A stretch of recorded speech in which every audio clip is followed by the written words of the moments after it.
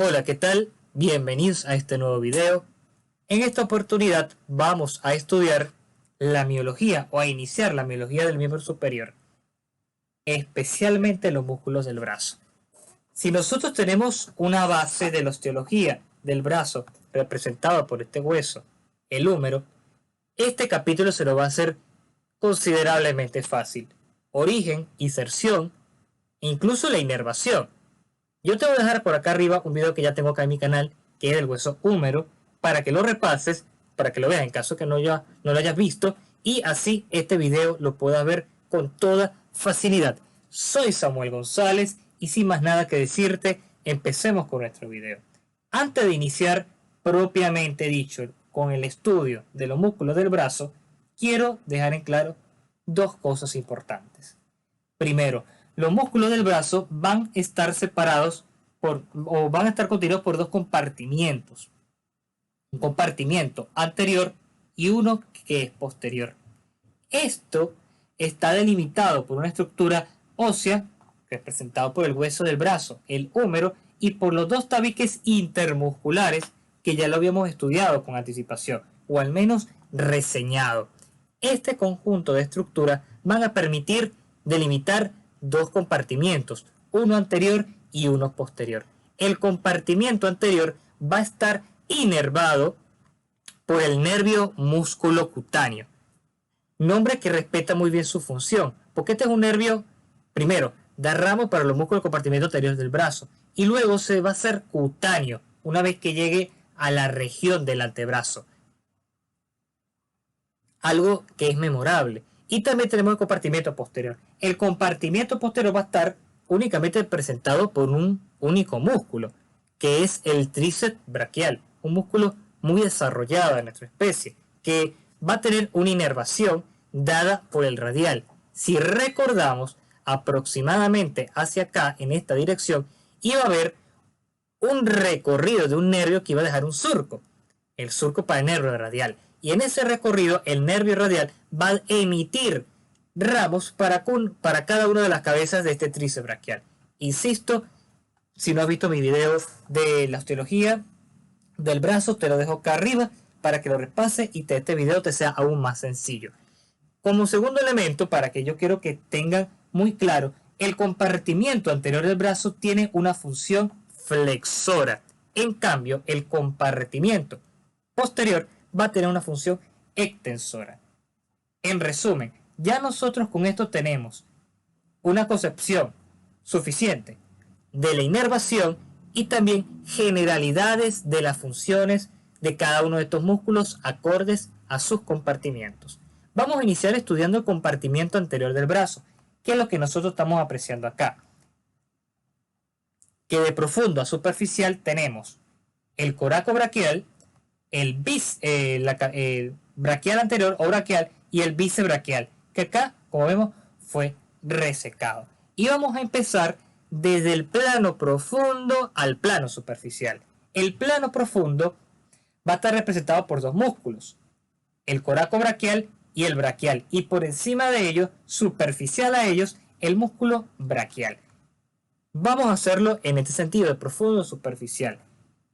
Por lo tanto, vamos a estudiar primeramente el músculo coracobraquial, nombre que respeta muy bien en las delimitaciones que va a poseer. Se va a extender desde la apófisis coracoides hasta el tercio superior del húmero. El coracobraquial va a presentar una inserción con un tendón que le es común con la cabeza corta del bíceps braquial, acá aproximadamente, que en todo el vértice, en toda la punta, que va a compartir con la cabeza corta del bíceps braquial, que representaría esto, esquemáticamente acá representado. El músculo coracobraquial, que se inserta por este tendón que le es común con esta cabeza, va a descender de arriba hacia abajo, de medial hacia lateral, por medio de un cuerpo muscular, digamos, alargado, en forma, diría hasta de uso, que se va a insertar en toda la cara anteromedial del húmero, por medio de la impresión coracobraquial, instancia anatómica que ya habíamos estudiado. La impresión coracobraquial va a estar en toda la cara anteromedial del húmero, a la altura del tercio superior, aproximadamente. Capaz Además de esta característica que es memorable, imposible que nosotros lo lleguemos a olvidar, otra relación importante que nosotros tenemos de este músculo coracobraquial es que va a estar perforado de atrás hacia adelante por el nervio musculocutáneo. Musculocutáneo que no solo se va a encargar de inervar este compartimiento anterior, sino que se va a encargar de perforar uno de estos músculos. Y es lo que nosotros conocemos en la nomenclatura clásica como músculo perforado de Casserius. En caso que nosotros nos pregunten cuál es el músculo perforado de Casserius, automáticamente nosotros sabemos que se refiere a secas al músculo coracobraquial. El músculo coracobraquial va a tener una función aductora, además de que va a ser un músculo rotador medial. Ahora bien, vámonos ahora de profundo un poco más superficial. Vámonos ahora con el músculo braquial. Aquí vendría siendo el músculo coracobraquial. El músculo braquial, o simplemente o braquial anterior, así llamado en la nomenclatura clásica, va a ser un músculo que se va a extender desde la cara anterior del húmero hasta la articulación del codo. Se le puede identificar, claro está, como un flexor corto del antebrazo, de un punto de vista de anatomía comparativa, siendo así, pues, el músculo flexor largo, el músculo bíceps braquial. Este músculo braquial se va a insertar, vamos a acercarnos acá para que veamos bien detallado, en el labio inferior de la tuberosidad o de la impresión deltoidea, es decir, inmediatamente inferior a la inserción del músculo deltoides, en los fascículos más laterales. En el fascículo más medial se van a insertar por toda la cara anteromedial del húmero, como también habíamos mencionado en nuestro video del húmero. También se van a insertar, aunque no en toda su extensión, en el tabique intermuscular medial y lateral respectivamente, con respecto a estos tabiques que lo van a aislar del compartimiento posterior. Este músculo va a descender prácticamente de una manera vertical, con un cuerpo muscular, diría, voluminoso, aplanado, hasta fijarse por medio de un tendón ancho, estamos viendo acá, tendón ancho, que va a llegar hasta la tuberosidad de la ulna o tuberosidad del cúbito. Algunos autores también mencionan como la base del proceso coronoideo, dependiendo del autor que ustedes manejen. Ambos son correctos. Este es un músculo que va a estar separado, entre comillas, por el bíceps braquial en su cara superficial, por medio de un tejido de lazo conectivo donde van a discurrir algunos vasos como nervio musculocutáneo. Algo que se me olvidaba, este músculo también va a tener una extensión fibrosa, una extensión plana, que va a terminar, claro está, en la fascia del antebrazo, en la fascia antebraquial, que va a cubrir a los músculos epicóndilos laterales. Este músculo braquial es principalmente un músculo flexor. Principalmente. Yo diría que es su función más destacable. En cuanto a su irrigación, va a depender de algunas ramas dadas por la arteria braquial o también de algunas arterias que vamos a encontrar en la articulación del codo, este circuito arterial. Por ejemplo, las arterias ulnares, colaterales, superiores e inferiores. Como siempre, es un músculo flexor y se dice, al menos en la literatura, o lo que sostiene Latterhead, que es un músculo incluso en cuanto a su función flexora más potente que el bíceps braquial. Y hablando del bíceps braquial, vamos a hablar de este músculo tan llamativo cuando está desarrollado. Un músculo que lo conocemos todos de ordinario. ¿Quién no lo ha escuchado? Bíceps braquial, que su nombre nos indica muy bien cómo va a estar estructurado. Bíceps, dos cabezas. Va a tener una cabeza larga, una cabeza corta, que ya la mencionamos por ahí, y una cabeza larga.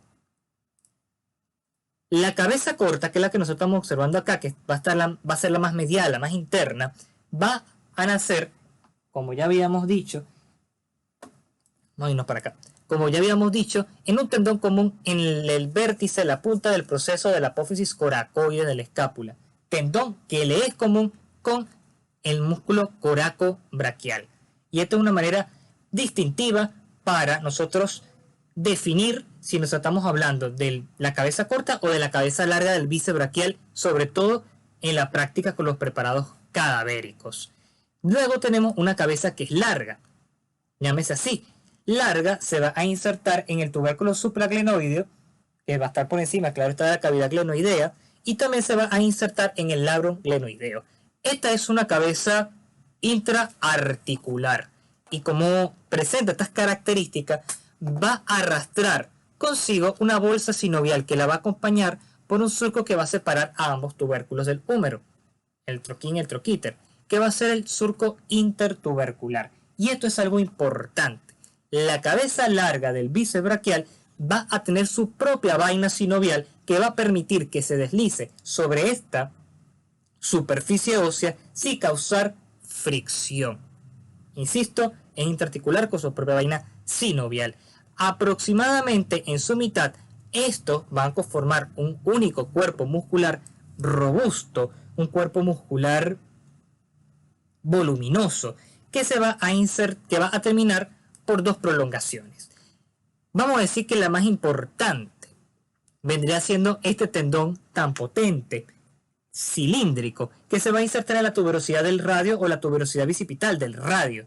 Y también esta va a presentar una prolongación aponeurótica, una prolongación plana, una prolongación a manera de una lámina fibrosa que se va a insertar en toda la fascia antebraquial. Por lo tanto, este se va a insertar tanto en la tuberosidad del radio por un tendón potente, cilíndrico, y también se va a insertar su aponeurosis, que es esta cosa a manera de telaraña, en la fascia antebraquial.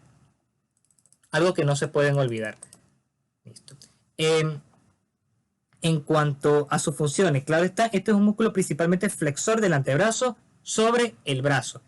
Aunque si nosotros tenemos el antebrazo en posición de pronación, este músculo va a actuar accesoriamente como supinador y luego va a actuar como flexor.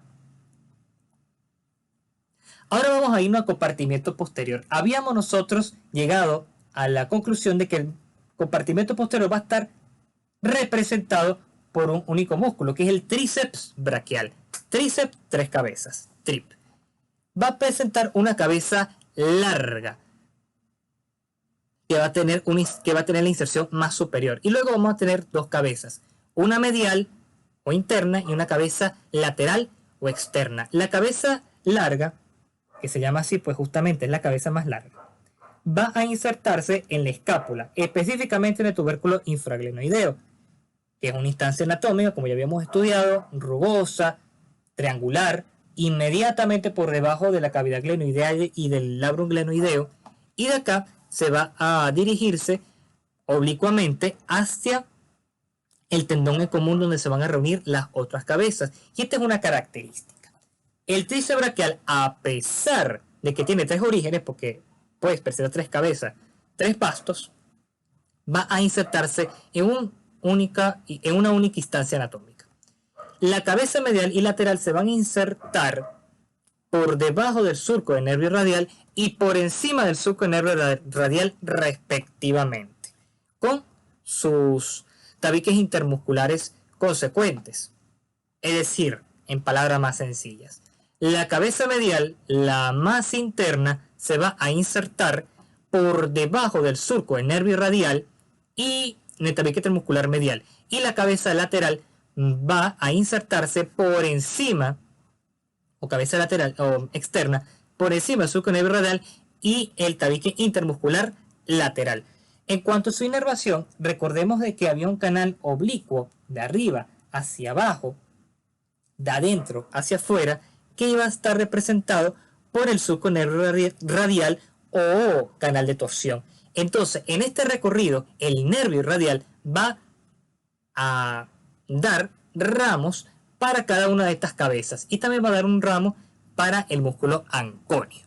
En cuanto a su inserción sencilla, podemos decir que va a terminar por un tendón aplanado, un tendón potente, tendón que va a llegar hasta la altura de la cara superior del olecrano o simplemente a secas olecrano. Este también va a presentar algunas expansiones fibrosas que se van a insertar tanto en la fascia de revestimiento del anconio, en la fascia del anconio, y también en la fascia del antebrazo, antebraquial, específicamente la fascia antebraquial del brazo. Este vendría siendo el anconio. Y como nosotros vemos, la característica más notable de este músculo es su tendón tan potente, aplanado, nacarado, en unas buenas disecciones, que es bien rectangular. En cuanto a su me faltan las funciones. La función principalmente es extensora. Esta es función extensora. Aunque también el vasto lateral va a tener una función en cuanto a la abducción del brazo. Por lo tanto, esta cabeza va a favorecer la abducción del brazo con respecto al tronco. De la bibliografía recomendada, y te agradezco muchísimo que hayas llegado hasta acá. Compártelo con tus amistades. Cualquier comentario que tú quieras dar acá abajo, por favor, de retroalimentación, de duda, consulta, hacerlo sin problema. Sígueme acá, dale click a la campanita para que estés atento a todas las notificaciones, y te agradezco muchísimo reiteradamente. Sin más nada que decirte, te espero en la próxima oportunidad y nos vemos luego. Gracias.